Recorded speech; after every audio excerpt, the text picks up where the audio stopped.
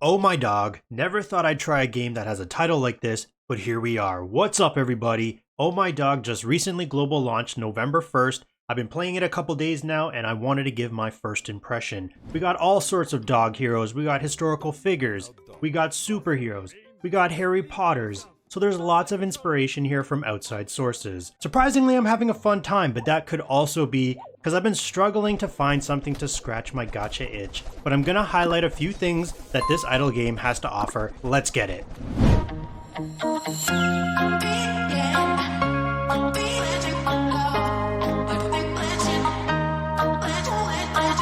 So first thing, this is an idle game, meaning at some point you're gonna get stuck and there's nothing you can do about it unless you want to spend money. You have to wait, close game, and then stack up those AFK rewards. The AFK timer is set for 4 hours, but in order to add a bonus to this, you need to spend money to improve it.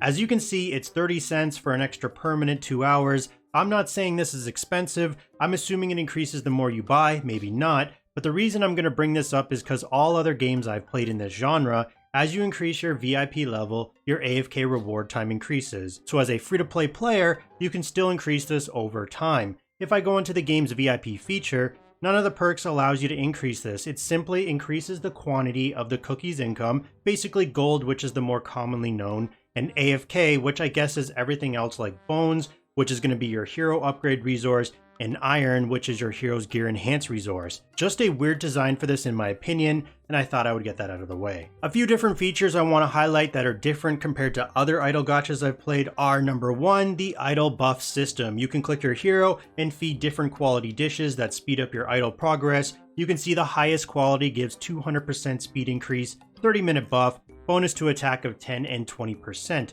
While the least quality gives 150% speed, 10-minute buff, but only a 2% attack increase. You can also stack up the same quality to increase the buff duration. If I click the pizza, I have none right now, so when I click get, it says I have to use 500 tickets to get one. I looked over the different shops, didn't see any, so I guess this is the only way. It's very valuable to have these, especially in the global launch events, such as the 7-day carnival, to progress through the campaign faster. Otherwise, if you don't have any buffs active, you're going to have to manually click the screen in order to take advantage of your hero doing damage. Number 2, we have the hero ascension process. Most games are based off a duplicate copy, but this game is based off hero shards. You can see to further advance my King Arthur, I need 80 of his shards. If you summon a copy, that's going to equal 8 shards. I actually prefer this system more because there's various ways right now to get red shards. You can get them through summoning, you can get them through opening chests, achievements such as in your handbook that you gain points towards by ascending heroes. You can see here it's pretty rewarding as the previous milestone I got 60 summons plus 30 random red shards. The ongoing summon/chest event gives a boatload of these, and the final reward being universal red shards, so you get to pick rather than random. The hero shard cost has been increasing, I feel at a steady pace based off the amount of summons you are getting during global launch. From 1 to 10 stars, that's just what I'm going to call them, it was 24, from 10 to 15 it was 40, and based off my King Arthur right now, 15 to 20, looks like it's going to be 80 hero shards per star.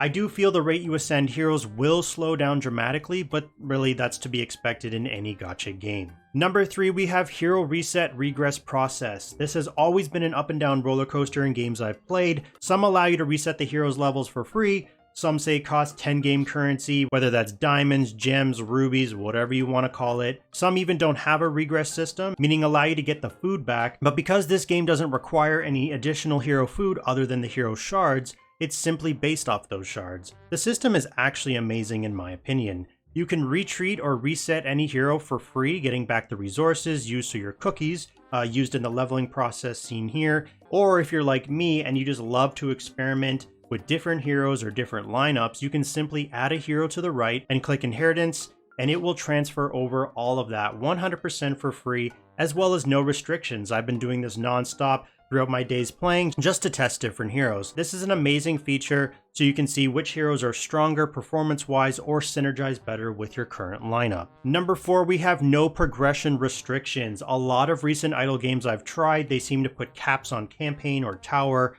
whether that's something like you can only push so many campaign or tower levels in a day, or you can't push anymore until your account level is at a certain level. This game has none of that. As long as you're strong enough, you can go on and on and on. This could be good or bad depending on how you look at it. It could be good because I find it's better to lose a stage because you aren't strong enough, or maybe you could win despite being underpowered by using different lineups, compared to not even being given that chance to test it out due to some form of restriction. It could be bad because high spending whales will just dominate the rankings, whether PvE or PvP, faster than if there was restrictions. Like, I remember looking on day 1 or 2 of this game launch, and the top place player was like 60 million CP or something like that, dominating all the rankings. Now they're much higher at 88 million. For reference, I'm at 6.5 million at the time of this recording and spent maybe $10 to $15. Personally, for me, I don't care, this doesn't matter. Whales will always be ahead, but some might not like this. I find spenders like that will probably quit the game within a month or two out of boredom. So as long as they have some form of activity system in place, if you're offline for X amount of days, you are removed from the rankings, I think this is fine. I hate games where if they have cross-server PvP rankings, which this game does look like it has. As you can see, mine opens when the server is 8 days old, and there's just unactive whales or krakens who just constantly qualify and win even though they quit. It's just really frustrating, so as long as they have a system like this, I think it will be fine. Number 5, we have the summon system. This game has a guaranteed red hero, so top quality hero every 10 pulls, on top of being able to get red shards. So to me, this is crazy. I played games where the guaranteed hero pity is at 400, 120, etc. And because this game has launched with only 12 red heroes, you should be able to ascend their stars up at a consistent pace, whether free to play or spending. There are a few different summon systems in this game. You have your regular dog shop ones where you get tickets from buying offers, buying from the black market, getting from achievements or from events, etc. They have a toy shop where you can get hero toys. This system seems to be the one that's harder to get, especially the advanced coins, and every 10 of the advanced is an orange or above quality, so toys will be harder, as you can see by these rates. You have the 1000 draws everyone gets. This isn't 1000 at once. I know a lot of players confuse this when games have this sort of thing. It's 10 each day for 100 days. It's meant to reward you for logging in and also helping out the free-to-play players. Same rates as the dog shop summons. Every 10 you're going to get a red hero. However, I do believe these do not count towards summon events. I haven't used any at the moment, but if we look at the summon event, it says summon at the dog shop. I could be wrong though. And finally, you have the treasure chest summons. You can get the lower qualities through AFK rewards or the higher quality throughout the game. The rates are actually pretty decent. I've got numerous red heroes from the purple chest despite having a 4% chance, many from the golden chest at a 12% chance, and honestly not many if any from the red chest, even though it has the highest rate of 35%. I'll do a 10 pull right now just to see if we get any red heroes or not. So that was my 10 pull. I haven't done many red chest pulls. I think I'm around maybe 30 or 40. I haven't been keeping track of that. The only thing I'll say is because you're guaranteed a red hero every 10, there's not much dopamine or excitement when you do your summons. There is excitement depending on the hero you get, but you know you're always going to guarantee the top quality every 10. Those are the features I wanted to touch on, as everything else is like your typical idle gacha. I will say the ongoing summon and chest event is insanely rewarding when you hit those milestones. As mentioned, I only spent maybe $10 to $15, and I'm on day 4 of this game and already completed the summon event twice. So right now I'm at 900 total summons done at the time of this recording. It could have changed by now. The chest event is a bit slower, but still I have a couple days left and will most likely be able to complete this 2 rotations. Right now I've done the 8,000 and on the second rotation closing in on that 6k points. Both these events are so valuable for the random and universal red shards, on top of the other goodies like chests, summons, and tickets. I don't think I've covered that yet, but tickets are used for purchases in the black market, as well as other things in the game like buffs. I am having a fun time playing despite the lack of game modes, as currently there's only Tower, Arena, which are your typical ones, and then Boss Invasion. The other 2 require such high campaign levels defeated, such as this one at 1500, but I will get there soon, as you can see by my campaign level right now. And then this one, Dog God Guard, at 4000. Wow, that's going to take some time. I do feel this game is a bit too easy. I'm not saying that's a bad thing, some players like this, but the amount of progression I've done in a few days seems wild to me compared to other games, so I think it's going to be hard to keep the attention of a lot of players who do get bored easily, or especially the high spenders.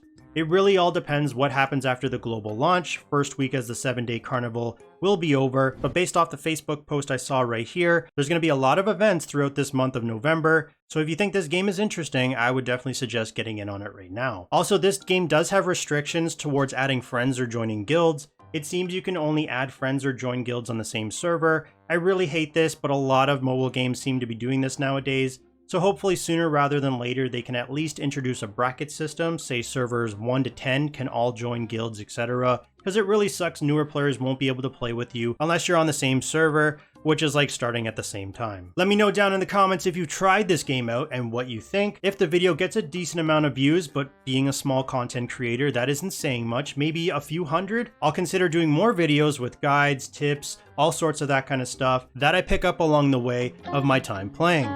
As always, thanks for watching, and stay tuned for the next one.